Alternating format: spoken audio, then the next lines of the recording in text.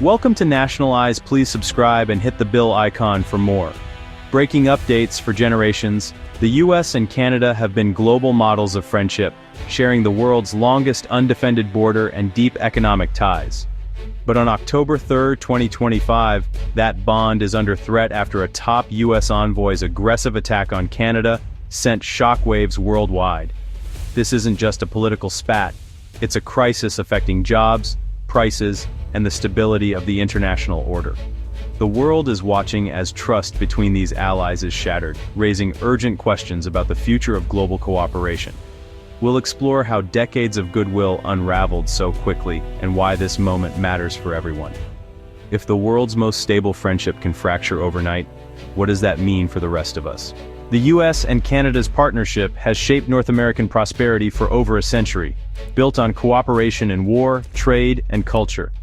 Agreements like NAFTA and USMCA turned the continent into an economic powerhouse, with billions in daily trade and millions of jobs intertwined. Disputes were once handled quietly, with mutual respect. But tensions grew during Trump's first term, as America First policies cast Canada as a competitor, not a partner. Tariffs and public disputes over dairy, lumber, and steel replaced quiet diplomacy. Trump's 2025 return intensified this approach, with policies aimed at dominance, not negotiation. The idea of Canada as a national security threat became a recurring theme, eroding trust. The stage was set for a single spark to ignite a diplomatic fire. The crisis exploded into public view when the Trump administration abruptly imposed harsh tariffs on Canadian steel and aluminum, citing national security concerns. The move sent shockwaves through the global economy, as industries on both sides of the border braced for impact.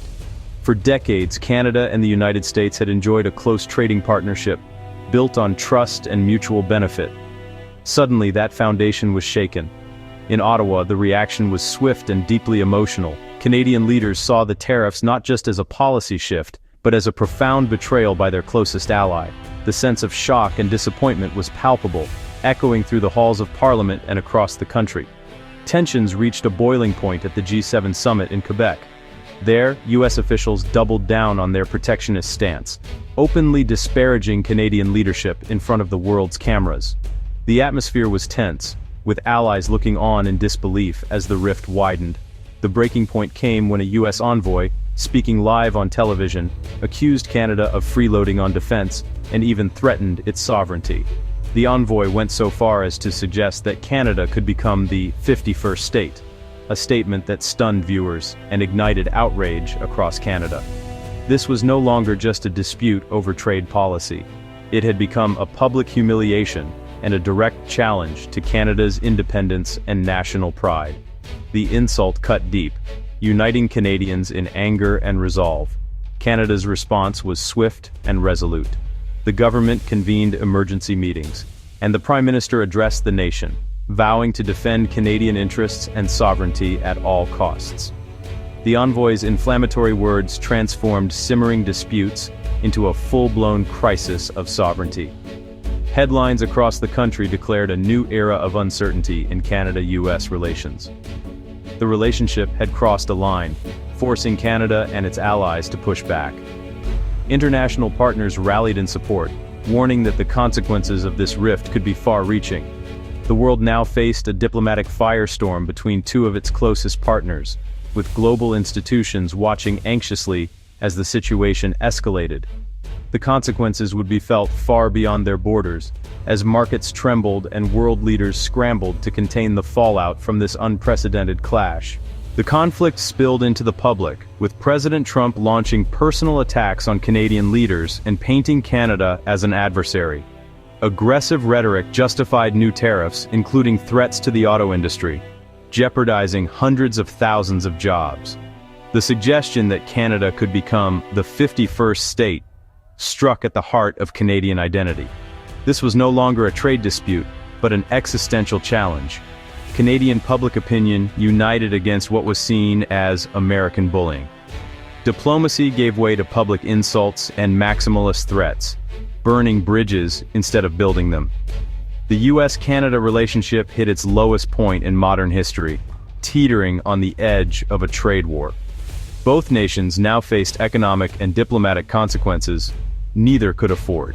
Leaders on both sides made their positions clear, deepening the divide. The rhetoric quickly escalated, with each side digging in and refusing to back down.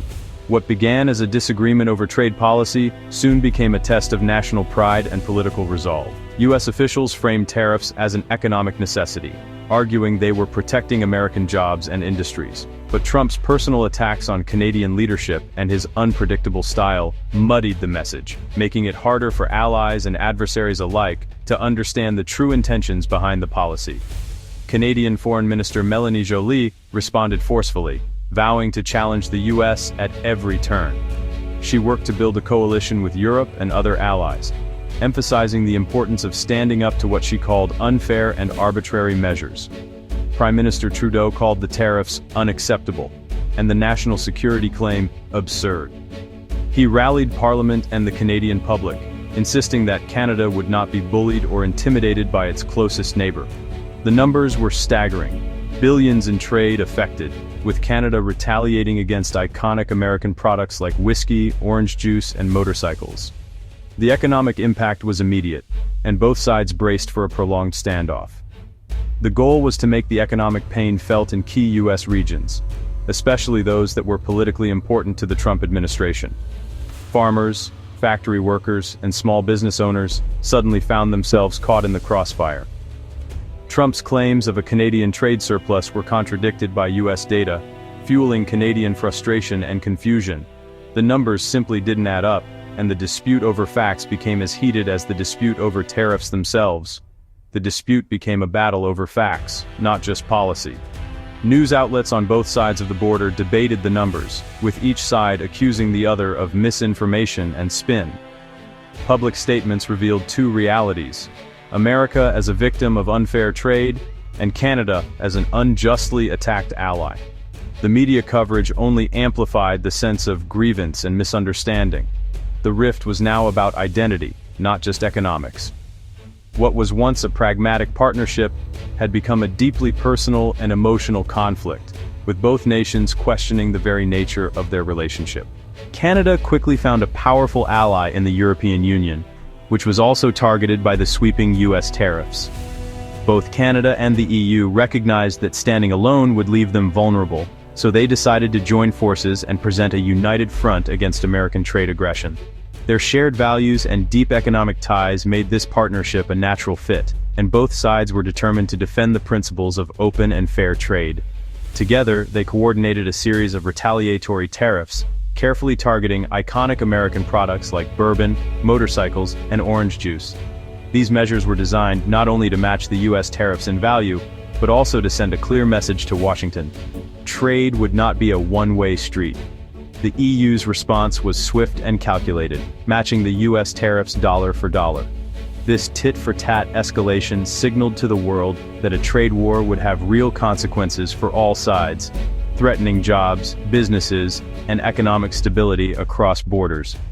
Refusing to back down, Canada and the EU took their case to the World Trade Organization, challenging the U.S. claim that national security justified the tariffs. They argued that such a justification was a dangerous precedent, undermining decades of international trade rules. By working together, this alliance positioned Canada and the EU as staunch defenders of the rules-based international order, casting the United States as a disruptive force willing to bend the rules for its own gain. Joint statements from Canadian and European leaders strongly condemned unilateral protectionism. They reaffirmed their commitment to fair, predictable trade and called on other nations to stand with them in upholding global norms. This united front made it far more difficult for the U.S. to isolate individual countries or pressure them into separate deals. Instead, it forced Washington to confront a coalition of major economies. Even a superpower like the United States faced real limits when the rest of the world decided to push back together, showing the strength of international cooperation. With tensions rising and alliances hardening, the global trading system itself now hung in the balance, its future uncertain as nations weighed the costs of conflict versus cooperation. This isn't just politics, it's personal. U.S. tariffs on Canadian steel raised prices for American consumers, making cars and appliances more expensive. Canada's retaliatory tariffs hit American products, raising grocery bills for Canadian families. Farmers and manufacturers on both sides lose sales and jobs as exports plummet. The North American auto industry, built on cross-border supply chains, faces disruption and layoffs. Uncertainty freezes investment and hiring, threatening entire communities. Beyond economics, the rhetoric sours public opinion and erodes decades of goodwill. Tourism, community projects, and scientific collaboration suffer. A Pew poll shows Canadians' view of the U.S. at historic lows. The true cost is the weakening of the personal and cultural ties that once defined the U.S. Canada relationship. Experts warn this isn't just a neighborly spat, it's a threat to the global economic order. Trade wars have no winners. They raise prices, disrupt supply chains, and slow growth. The 1930s Smoot-Hawley era showed how tit-for-tat tariffs can trigger global depression. The America First approach undermines alliances and American credibility, making it harder to address global challenges. By sidelining the WTO, the U.S. risks a world where might makes right and smaller countries have no recourse. Rivals like China and Russia are eager to fill the power vacuum. The consensus? This path is a high-risk gamble that endangers economic stability and global cooperation. The stakes are nothing less than the future of the international system. The U.S.-Canada crisis is more than a headline. It's a warning for the world. If the gold standard of alliances can fracture, no partnership is safe. Trade wars mean higher prices, job losses, and global instability.